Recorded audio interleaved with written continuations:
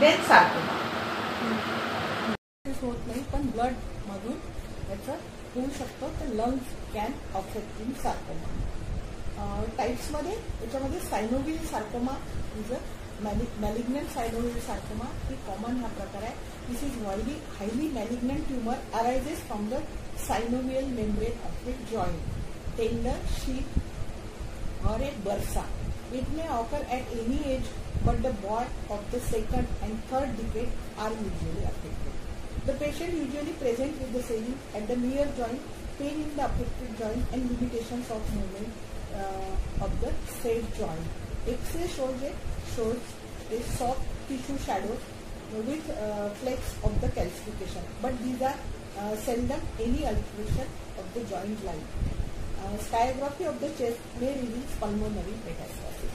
जेव्हा सायनोव्हियल मेम्ब्रेन मध्ये अशा प्रकारचं स्वेलिंग होते, म्हणजे टेंडन, शीट, बर्सा ह्या ठिकाणी होऊ शकतं, बट इट्स व्हेरी रेअर. खूप कमी प्रमाणात पेशंट पाहायला मिळतात. पण ह्याचा ब्लड सप्लाय खूप हायली मस्क्युलर असल्यामुळे मेटास्टॅसिस सगळ्यात पहिले लंग्समध्ये होते. तर जेव्हा येतो पेशंट तेव्हा आपल्याला सेकंडरी चेंजेस पाहायचे जे असते तर एक्सरे चेस्ट करून आपल्याला करता येईल. आता हे सगळे स्वेलिंग एका विशिष्ट हेड्स खाली दिलेले आहे, पण याच्या व्यतिरिक्त जे स्वेलिंग शरीरामध्ये आढळतात त्याला मिसलेनियस स्वेलिंग म्हणतात. त्याच्यामध्ये सगळ्यात महत्वाचं आहे sebaceous cyst. This is of the sebaceous gland due to blockage of the duct of the gland which opens mostly into the hair follicle. आपल्या शरीरामध्ये सिबॅसियस ग्लँड कशासाठी असतात? आपल्या बॉडीचं मॉइस्ट आणि टेम्परेचर मेंटेन करण्यासाठी असतात. त्याच्यामुळे त्याच्यामधून एक विशिष्ट प्रकारचं सिक्रिशन होत राहते, दॅट इज कॉल्ड सीबम. पण हा ग्लँड म्हटल्यानंतर डक्ट आली, तर डक्ट एखाद्या वेळेस जर ब्लॉक झाली तर त्या ठिकाणी सीबम जे आहे सिक्रिशन ते कलेक्ट होते आणि त्याची सिस्ट तयार होते. पण आता सिस्ट म्हटली की डक्ट आली म्हणजे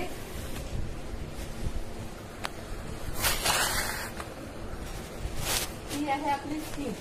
प्रत्येक स्किनच्या ठिकाणी अशा प्रत्येक हेअर फॉलिकलच्या ठिकाणी एका एका डक्टचं ओपनिंग असते. आता याच्यातून सीबम निघत राहतो, हा निघत राहतो. पण काही कारणास्तव इथं ब्लॉकेज आलं.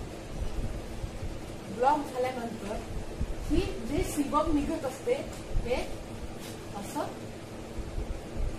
इथेच कलेक्ट होत राहते आणि सिस्टिक फॉर्म तयार होते. आणि हा ब्लॉक झालेला आता कुठल्याही गोष्टीत काही अडकलं तर त्या ठिकाणी विशिष्ट प्रकारचा अडकाव आपल्याला दिसतो.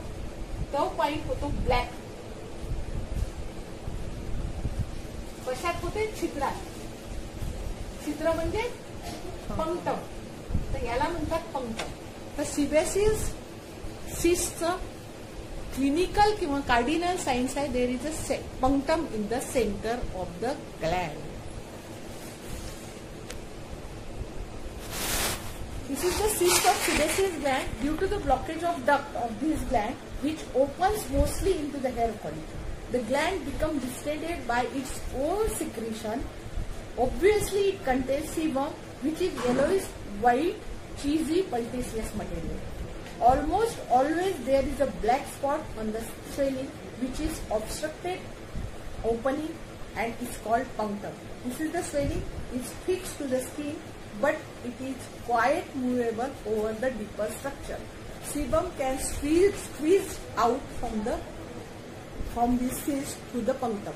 कधी कधी स्क्वीज करून जेव्हा आपण काढतो तर हे पंक्टम बाजूला होऊन याच्यातलं सीबम पूर्ण बाहेर निघू शकते आणि ही जी सिस्ट आहे ती श्रिंक होते.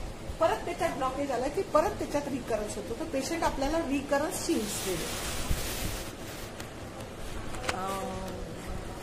Sometimes punctum is not visible, so other theories how come up indicates its origin. कधी कधी punctum त्या ठिकाणी दिसत नाही तेव्हा it arises from a fragment of epidermal cell nest following blunt or penetrating injury. कधी कधी मार लागल्यामुळे ते ग्लँड आहे तिचं ब्लॉकेज होऊ शकते, ट्रोमा झाल्यामुळे ते बंद होऊ शकते.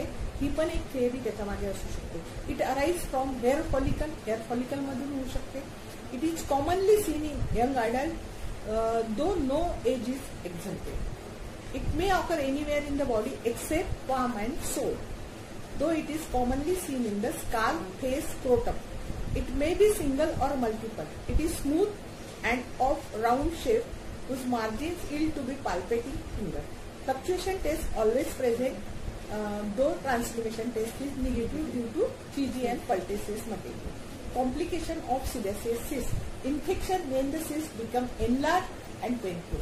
Ulceration, rupture and sinus formation. Calcification of sebaceous cyst. Carcinomatous changes are very rare. And sebaceous on like structure होते ते complication आहे. After the sebaceous cyst has been ruptured and chronic infection spread to the surrounding tissue from a sebaceous cyst, it leads to a painful, wavy, fungating and discharging mass, quite often known as Koch's peculiar tumor. Sometimes slow discharge of sebum from the white punctum may harden as soon as it comes out to the form of sebaceous horn, which is nothing but inspirated sebaceous material. हे झालं sebaceous cyst. त्याच्यामध्ये sebaceous horn आणि Koch's peculiar tumor हे complication आहे. Then miscellaneous swelling मध्ये condyloma. This is a manifestation of secondary stage of syphilis. Condyloma is the secondary stage of syphilis. It is nothing but hypertrophy of epidermis occurring at the mucocutaneous junction. ज्या पेशंटमध्ये syphilis आहे, सिफिलिसची पहिल्या स्टेजमध्ये ulcers असतात आणि secondary स्टेजमध्ये condyloma form होतो.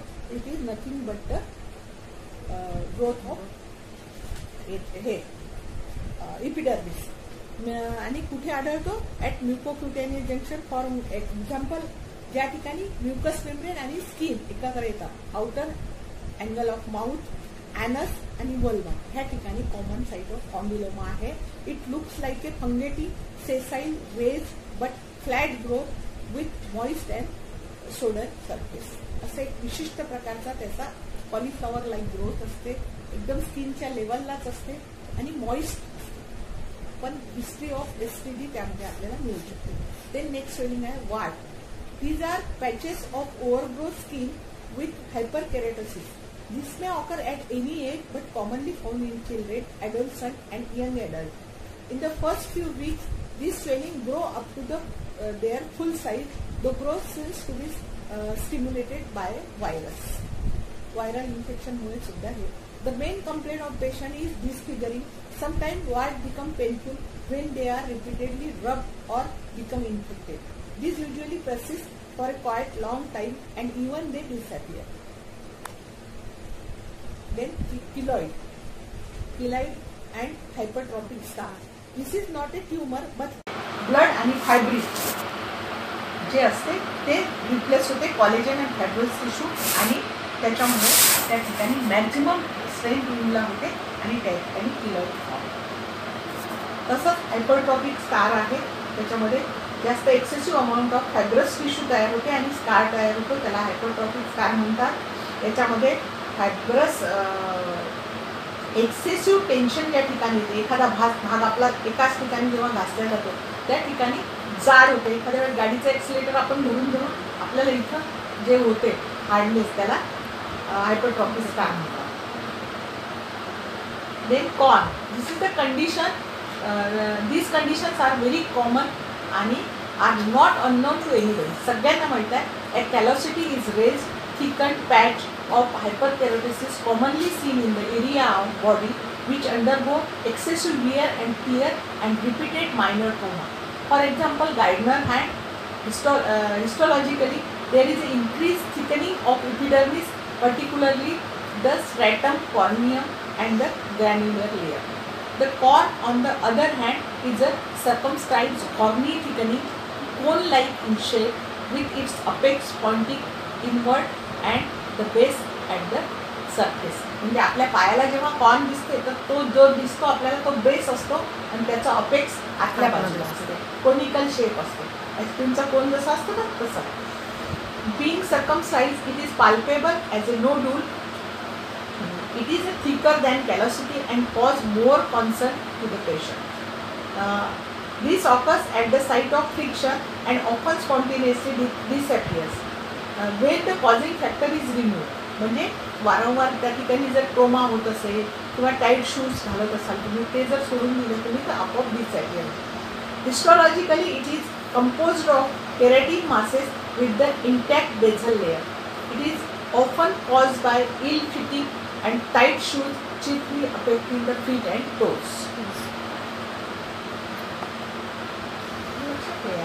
एक granuloma pyogen आहे, पायोजेनिक ग्रॅन्युलोमा. याच्यामध्ये एक नोड्यूल तयार होते, ते तुम्ही वाचून घेण्यासारखं आहे, त्याच्यामध्ये काही विशेष हे नाही आहे. बाकीचं या ठिकाणी आपलं सोडून